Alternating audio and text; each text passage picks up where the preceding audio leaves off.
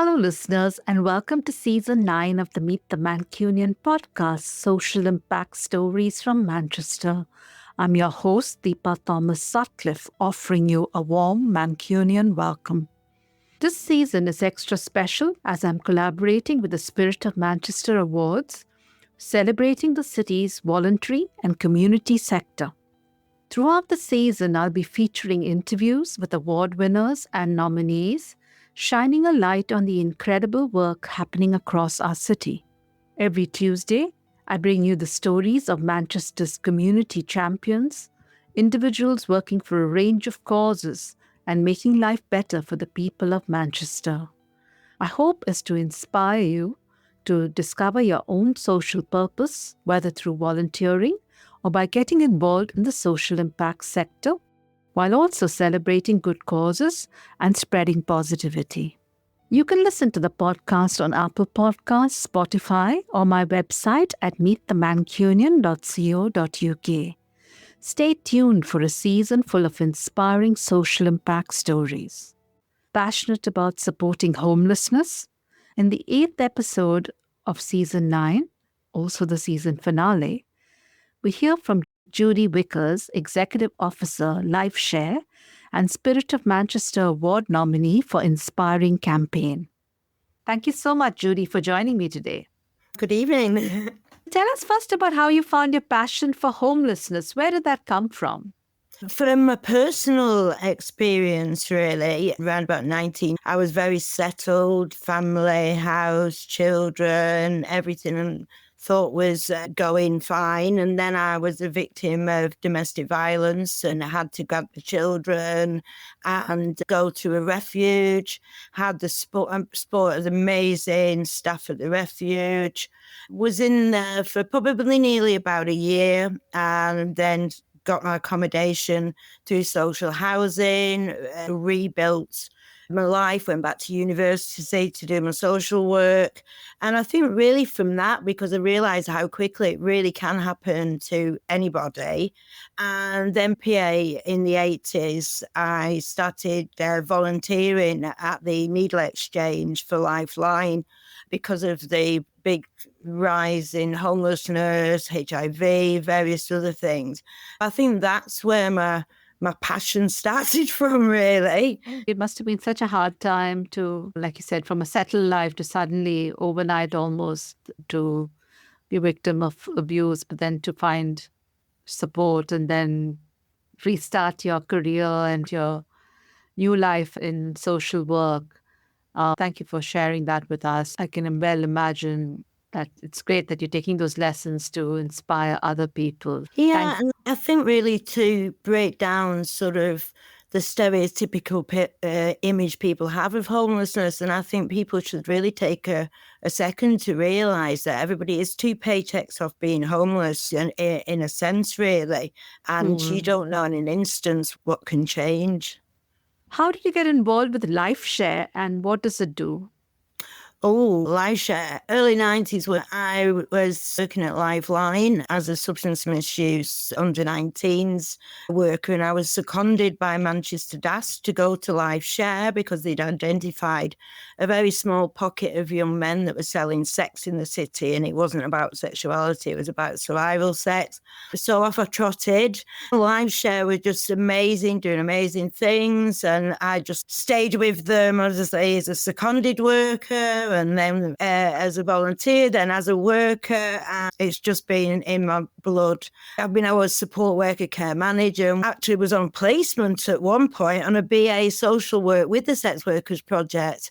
Oh my goodness, that is about 20 years plus ago. But anyway, sorry, my age. So I'd say from going from a placement student to now executive officer with a really lived experience, went back as a mature student, as I say, to not necessarily to go down the statutory social work route, but to work within the voluntary sector, to be a little bit of a voice for the voiceless. But it's been my passion and still is. It's great that you're giving voice to the voiceless. Tell us a little more about Lifeshare. What does it do? So Lifeshare, founded in 1984, charitable status came 1989. We are 7 day a week, 52 weeks a year service. We do Friday, Saturday, Sunday breakfast and respite for people who are living without a home. Could be sleeping in the city, living in temporary accommodation, food and fuel poverty, data poverty.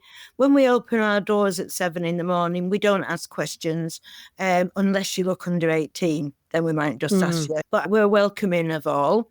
On average, we see 350 to 400 guests every weekend between the Friday and Sunday. Monday to Friday, we run the offices. We are situated in the Gay Village, and we have drop-ins, food banks, resource banks, digital support. We recondition devices and redistribute out in the community. We do lots of services, and Christmas is coming, and we are the only service that does a 7-day. So we open our doors from the 23rd right through to the 29th of December. And that's 3 meals a day, run by mainly volunteers, a few paid staff. And we have doctors, nurses, opticians, hairdressers, doggy wellbeing, entertainment. And it's a really great experience. It's a bit argumentative at the minute whether it's our 34th year or it's our 35th year of doing Christmas. And one of my volunteers, she said, it's my 34th Christmas day with Lifeshare. And she's our Christmas angel, and she's done 34 years of Christmas Day. Wow. We've got lots of different volunteers. Some of the clients, they don't come at any other time of year other than at Christmas, because it can be a very lonely time for some people. Some volunteers just come at Christmas to volunteer because they like to see the guests that they've seen over the years. And we like to see ourselves as a little bit of a family. And we have a fantastic collaboration from Manchester Business and Sally Penn, Sally Sparkle. She gets her little elves going. And Maxine Peake comes on Christmas Day too. She's our patron. So it really is a fantastic Christmas at Lifeshare. Oh, sounds really lovely. And we'll be definitely releasing the episode before Christmas. So shout out to anyone listening who can come and support in different capacities. Have there been some challenges you've had to overcome, not looking back 34 or 35 years, but maybe looking back the last couple of years? Oh, I think not just at Lifeshare, but I think just in general, a lot of charities, because we've gone through austerity, we've gone through COVID-19, cost of living crisis, you could list them, change of government, crash of government, different MPs, false promises. But so it's been really difficult as an organisation, especially I think coming out of COVID, because we used to be predominantly reliant on grant funding, but grant funding certainly was a core cost, a salary provider sort of thing. And then a lot of trusts had that much of a backlog of applications. It took them a while to get through. And then that has a bit of a knock-on for if you have short-term funding. So you've maybe only got a year's funding for somebody like my digital worker. She was absolutely amazing. We did some amazing workshops, but it was only a year's funding. I mean, despite putting about 6 or 7 bids in to continue, we weren't successful. And bless her, she comes back as a volunteer and helps. It's really hard, but we carry on. You've got to look at different ways, different fundraising. We've got one of our amazing corporate partners, Andrew. He's climbing the 3 peaks on Christmas Day for us. We're going to blog it, and I'm talking a good blog. I don't know how to do that, but live up the 3 peaks and live from the kitchens. But the young ones do. So that'd be good, and try and cheer people up when they've had the mulled wine to donate to the poor guy up the mountain with the dog alive. You've just got to try your best, but realise that people's funds are short, so you can't keep knocking on the same door of the ones every year and expect them just to be able to throw money at you. But we endeavour. 40 years, we've seen absolute. 2012 was bad. That was a bad year sort of thing for, I think, everybody. And then we went into the benefit reform in 2015. And it's been so unsettled. It's been difficult.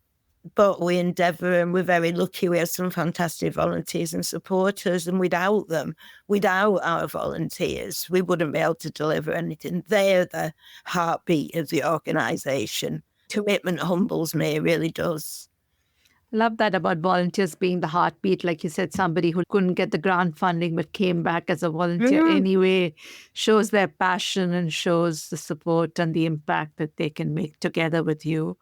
You've spoken a few times about data poverty. Can you tell our listeners a little bit about data poverty? Think about it, data poverty. So everything is an online platform now. Our young people think everything's shop online and it arrives in the next couple of hours. They order it online. They've got the smartphones. You're on a bus or a tram and there's 5-year-olds on little iPads and things like that. You've got to do your universal credit journal online if you're in work or out of work. You've got to apply online for your benefits, for your housing, if you want to bid on housing. So if you've not got access to a device, access to Wi-Fi or a smartphone to do that, you're going to be left behind. For me, the government, if it wants people to do the benefit system online, should provide free Wi-Fi for all. Don't send me off on that. I actually was invited to the House of Lords to come and have a talk. And then when I told them what I'd be telling them, because you have to write your speech up front, so he was like, oh, we were going to be doing this another day.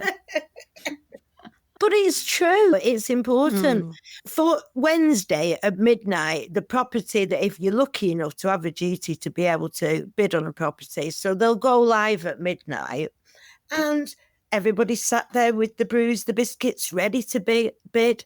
If you're in a doorway or you're sofa surfing on somebody's couch or whatever, by the time you get to the library where you can get free access, it's 2 a.m, there's 500 people have bidded on it before you. That's the data poverty. If you shop online, I don't know what the figures are now, so don't quote me, but it used to be something like, on average, if you shopped online, you'd save 346 quid a year. You're left behind, basically. I hear you. I thought it was about just the devices, but it's also, like you said, it's a device and to be able to do it. Oh, that was another thing they're pleased with, actually. I got students to go out and we mapped the whole of Manchester on free Wi-Fi zones, so where you can actually just sit and log on and do your bidding.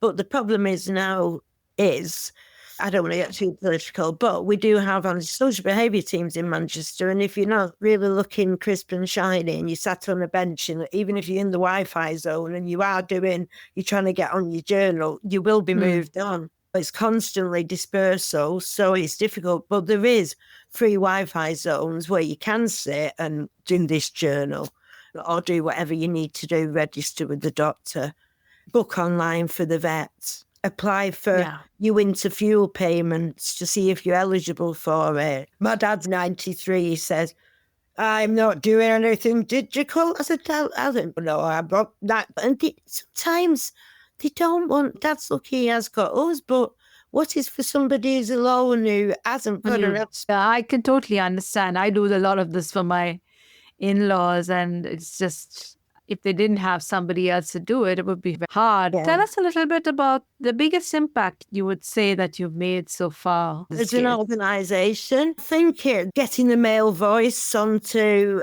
the sex workers for getting health needs. We raised the issue that spice was going to become an issue and a public health warning in the city. I got in touch with Vice and got Ben up from London, and we did the Spice Boys in Manchester. We went around and trained school nurses and all sorts, so I was quite pleased with that. And then Lifeshare brought the Manchester Digital Collective in just before lockdown. It was fantastic, really, that then when lockdown did happen in 2020, we were geared up then that we could share devices, we could share smartphones. We were the first organisation, even though I've lobbied against street feeding for years and years, when lockdown happened, we were the first one with a food service on those streets. And then we did the 7 days of provision all the way through lockdown, humanitarian aid in partnership with Barnabas and Mind and Audacious and Manchester Council. That was quite cool. We've done all sorts. I think and anybody who knows me will know that I advocate for the social injustice, and if I see it, I will call it out. It should be good practice, and we should all work within a legislative framework. With a passion, but it's not just you can speak to any of our volunteers, any of our staff, and I think the same passion comes through. They wouldn't be getting up at 5 o'clock on a Friday, Saturday, Sunday morning if they weren't passionate. For sure. In fact, Barnabas was also on the podcast, and it's great to know all these lovely homelessness charities doing so much too. Was it Yvonne? Yvonne, yes. Oh, my best friend is Yvonne. She's lovely. She's absolutely lovely. What does being nominated for Spirit of Manchester Award mean to you?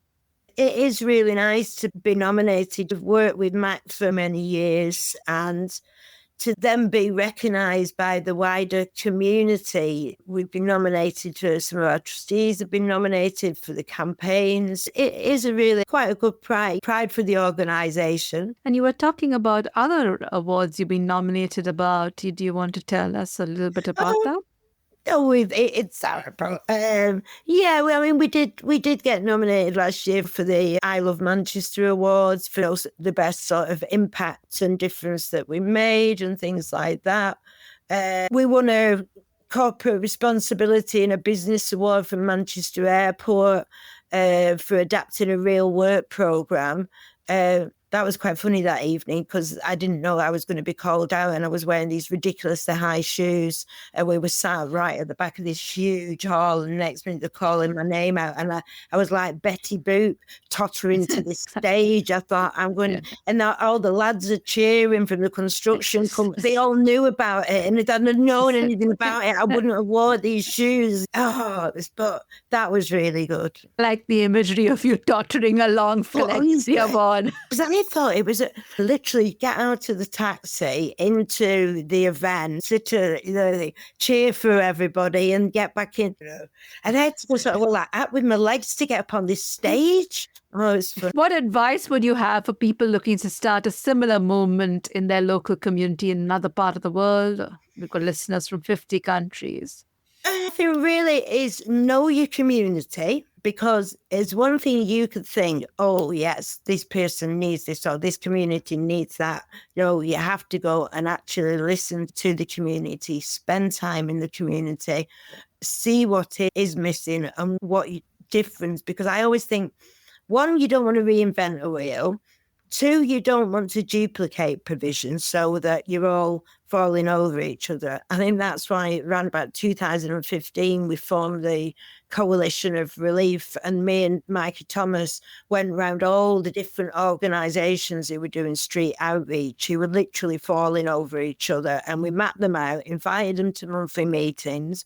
We did safeguarding training, taught them public liability, first aid, and things like that, because you've got to work within a good practice and you've got to work within your community, see what other groups who are out there.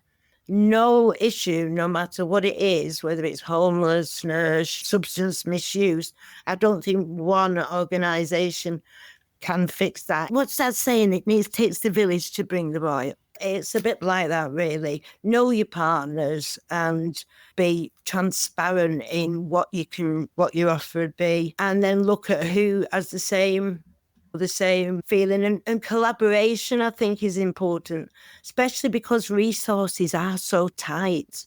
So working in collaboration and doing more of a collaborative bid, and obviously whoever holds the bank and make sure that person's accounts and everything, you've done your due diligence, that I think would set people in good stead, really, wherever you are in the world. Great tips. And I like that very much about almost first starting with the basics of knowing your community, listening to the community and identifying what they want, and then finding the right partners and taking that collaborative approach, like you said.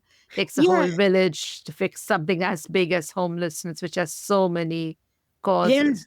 And food poverty is universal, isn't it? It's global. Data poverty is now global. It's that you find a model. When I say don't reinvent the wheel, look at who's delivering a good model in your area. We work with Cracking Up Food, and when we tackled food poverty in 20, we did a program where we were trained the trainer, and the young people then learned that process, learned about one-pot cooking, learn about growing. Now, that idea and that model, my daughter-in-law is going to, she's Gambian, is going to use in Gambia to do a grow project in Gambia. And then the cooking, then the one-pot thing. So the model and the way that we did it is fine. And I was like, Majula, how do you know they want you to do this? So she said, so then when she went back to Gambia, she then did her research, got everybody to agree that, yes, this was a great idea. We're going to get the mangoes. We spoke to First Share about that thing. So the models that work well can be globally used in a way. I like that very much. And not just expanding into Manchester, but taking it almost global. And in fact, Tracy Torley from Cooking Good Food is also one of the guests in the season. So Tracy's lovely. Yes, we're looking at doing a similar project now. We're just putting the I's and T's on a similar project again using that model. But again, it's fun. It's fun funders. They don't just, some of them then want a little video made or something else to go with it. And you're thinking, oh my goodness, it's for £5,000 and it's a one-off £5,000. So it's difficult. Long-term sustainable funding we would all be really happy with. I'm sure my colleagues have said that. I know that this is a concern in the charity sector with the economy and all of those things. I'm now going to move to the signature questions that I ask all my guests. And this is about Manchester. So if you could choose a famous landmark in Manchester to represent you, which one would it be and why? I think it would be probably Queen Victoria's statue at Piccadilly Gardens, because when I was at school and we used to go clubbing and we used to always meet at Queen Victoria, then when we're talking sort of late 70s, early 80s. But remember, if you missed the last bus home, you could actually slide in and sleep. I never did it, but the boys used to do it. But we always you can't do it these days. But I'd say that. And also, she always reminded me of my Auntie Annie. Great one to shout out to, both for your fondness and family relationships. What's the most important life lesson you've learned so far? Never take anything for granted, I think. I'd say really, I just thought that my world would carry on like it, so just don't get complacent. That is cherishing every moment, isn't it? Life is uncertain on so many fronts. Yeah, and don't do to anybody else that you wouldn't done to yourself. And always remember, a smile costs nothing. That's what my mother always said. And you never know, it can just change somebody's day. Absolutely. Really important one. I think this bit about never taking anything for granted, but also always paying it forward, always being thoughtful of people is so important. So my mum said, always that smile. And Aliki, who was my best friend who lived in their house with semi-detached, and so like sisters, her mum used to always listen to Elkie Brooke, and she'd say, no, Bill's a singer and you paint on your lipstick, no matter how you're feeling, put your chin up and go out. So sometimes it's pucker up, smile and just carry on. Like that a lot. How can people get in touch with you and how can they find Lifeshare? We're on social media, so we're at Lifeshare UK on Facebook, Instagram, the other platforms, mainly Twitter, Facebook, Instagram. Follow our socials, keep up to date with what's going on with that. And then you can go via the website and that'll give you a little bit more information and news. You can apply to volunteer on the website. So if you click on that, it'll show you different opportunities, like it's coming up to Christmas, so I'm looking for driver volunteers. I'm looking for Christmas elves who want to work on the project. And then there might be, we get what I call digital champions who might help somebody do a CV, and they don't even have to be in the building. They can log on with somebody. They could be in their office and just log on at a certain time like me and you are doing. And then what else do we have? Oh, we have like food bank, helping sorting donations, clothes. There's various things. And then there's contact. You can just drop a message and we'll get back to you on that one. And there's number on the website at the minute. We're having a bit of an issue with the landline, so it is a mobile number for getting in touch with us at the minute, but everything else is just there. So another thing that we do every year in the lead up to Christmas, we get together with Manchester's finest artists, Megan Swain, Valentine, for all the slows, I can't name them all, but we've got 7 designs this year. We're doing T-shirts.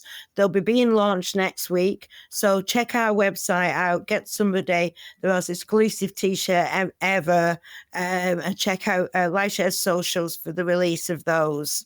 And the theme that we gave the artists was End Homelessness Now. So Manchester's artists were given the brief, End Homelessness Now, and have a look what they've come up with. Sounds lovely. I'll make sure I include it in my show notes. Thank you so much, Judy. It's been a wonderful experience to talk to you today, and lots of laughter alongside a very serious subject.